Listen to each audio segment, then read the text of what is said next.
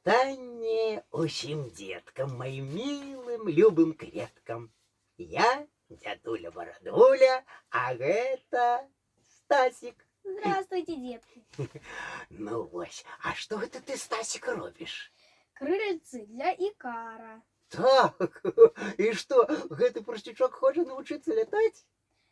Так. Ну вось, а я раскажу казачку пра парсючка, які вучыўся лятаць. Да. Аднойчы парсючок, а звалі, як ты і кажаш, яго Ікар, прыйшоў да чароўнай крыніцы і папрасіў: «Выканай, калі ласка, маё жаданне. Я хачу лятаць». Парсючку даўно ўжо хацелася навучыцца лятаць. Нездарма ж яго звалі Ікар. Икар. Ну, калі табе вельмі хочацца, я магу зрабіць так, што ты паляціш, сказала чароўная крыніца. Толькі для гэтага цябе спачатку трэба ператварыць у птушку. Не, я хочу быць парсючком, які ўмее лятаць, сказаў Ікар. Ну вось, але парсючкі не могуць лятаць, запярэчыла чароўная крыніца. Ікар вельмі засмуціўся і пайшоў дадому. Па дарозе ён думаў толькі пра адно: як бы ўсё ж такі навучыцца лятаць. Ага.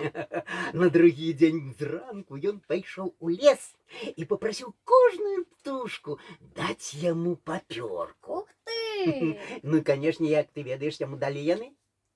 Перцы. Так, далі. Напэўна, ты хочаш навучыцца лятаць, спыталі яны. Так. Так, адказаў Ікар. Ён зляпіў пер'е воскам, і атрымаліся крылы. Ух ты! Потым зняўся на вяршыню гары ля самага берага мора, а ўслед за ім туды падняліся котка, мышка, птушачка і двое трускоў, цэлая хэўра жукоў і нават слімак. Ух ты! Усім ім хацелася ўбачыць, што ў яго атрымаецца. Ікар прывязаў крылы, змахнуў імі і паляцеў.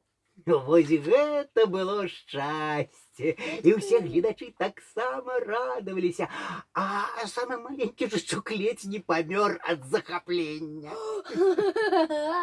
Ікар падняўся высока, амаль да самага сонца.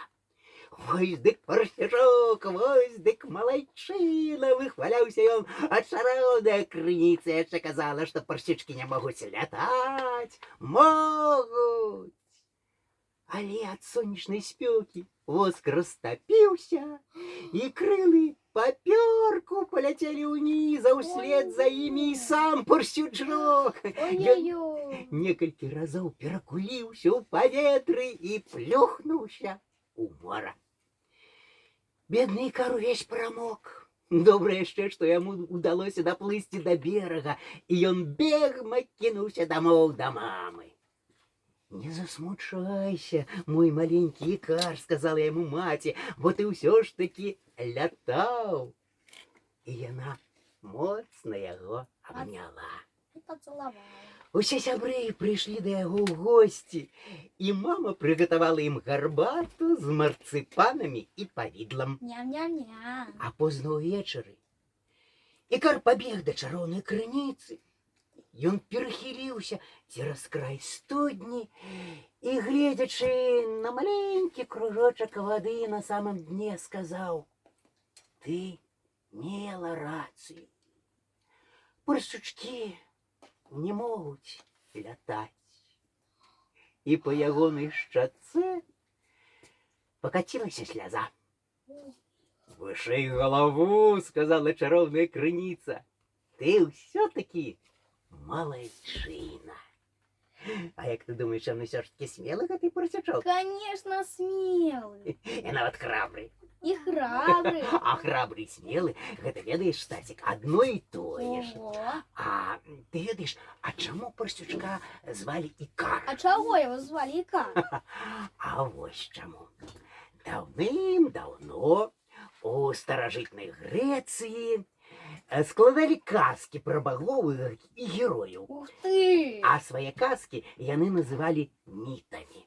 Ух Ну дык вось, быў у іх адзін міт пра юнага ікара і пра ягонага бацьку, цудоўнага майстра.